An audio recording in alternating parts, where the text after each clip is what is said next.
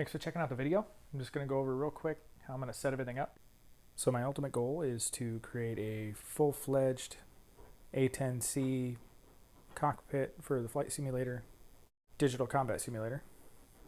And I want it to be fully clickable cockpit. Everything works. I might even throw a HUD in there. I've kind of played with that once before. Worked pretty well. So this is where I started.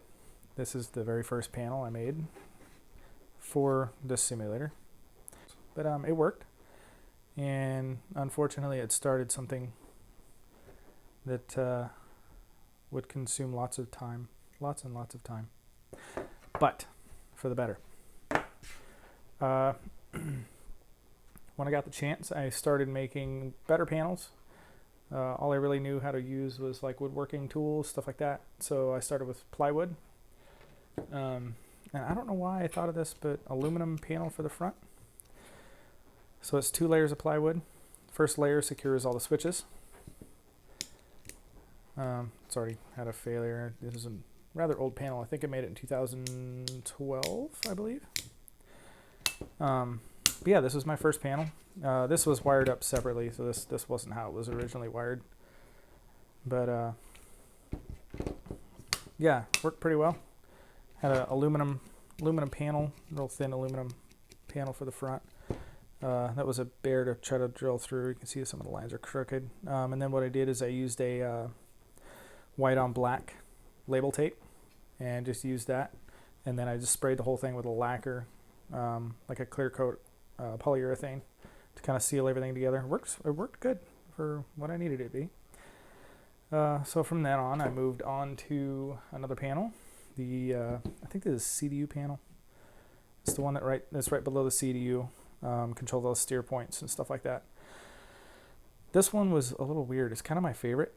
And I think what I did is I sprayed on a oil-based black paint, put all my stickers on, and then I waited longer than I did with the previous panel.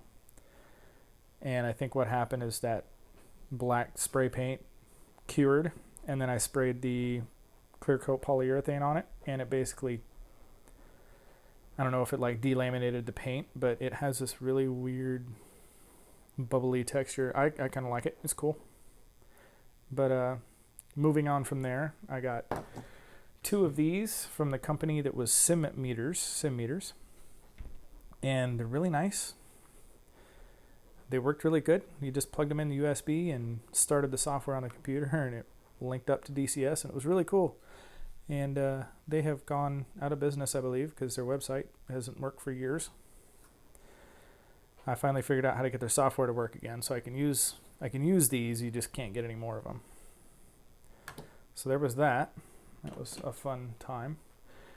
And then I moved on to a little bit nicer looking panels. Obviously, I would need to paint the plywood on this, but much better quality in terms of just construction. The lines look better.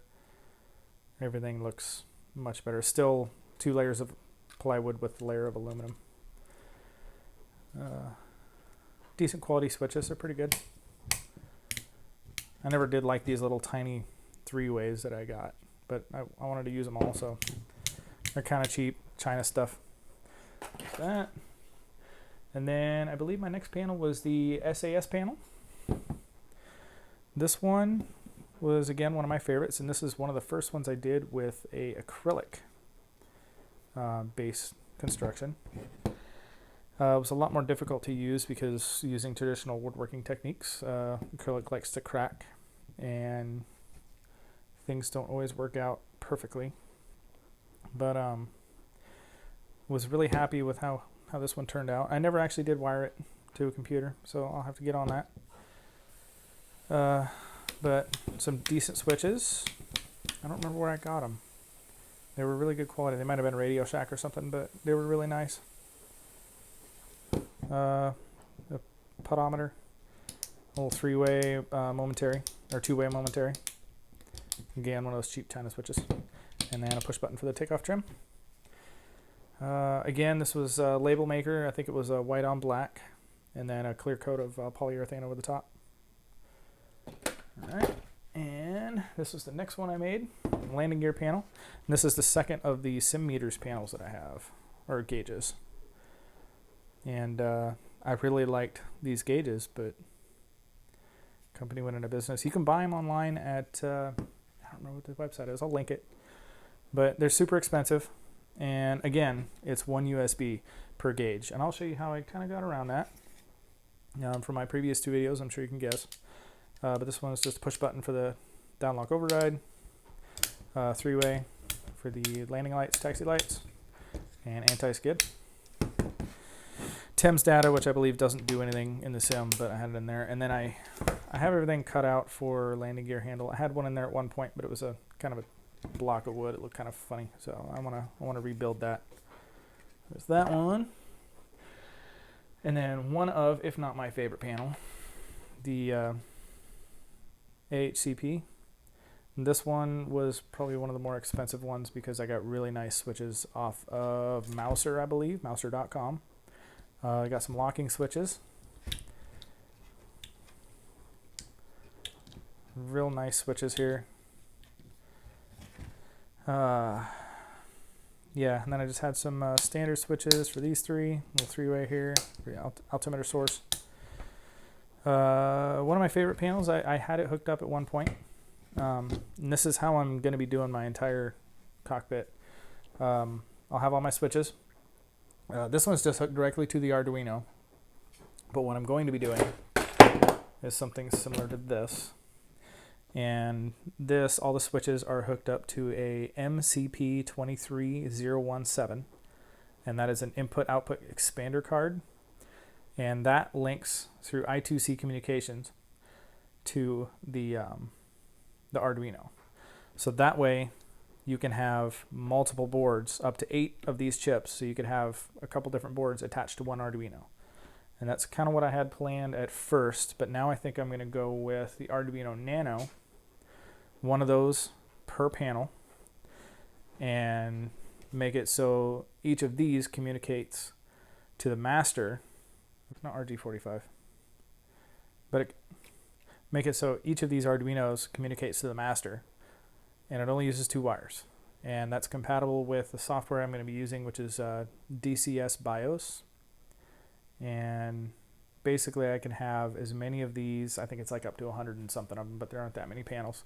Up to 100 of these, all communicating to one master, which has to be a Arduino Mega, which I have a couple of, so it's not a big deal. And these just have to be powered, which all you'd have to use is a micro USB, which you just get cell phone chargers, hook them all up to a power strip, and then these can all communicate with each other and drive the entire cockpit, essentially all the panels from one USB, one USB master. So that's my current plan. So I've got the plans downloaded off the internet, and I'm going to cut everything out in 3/4 inch plywood, and then put it all together, get everything set up. I'm going to start with the center panel, so the main instrument panel, and that configuration with the joystick. And then I'm going to start cutting out my panels. I've got a 3018 CNC router machine that I'm going to use to cut out all my panels. I'm going to try acrylic. Hopefully it'll cut acrylic all right. And then I'm going to hook everything up. I'm going to start with what I've been working on, the engine gauges. I'm going to try to get those working really good, make the panel look real nice, and then mount everything up.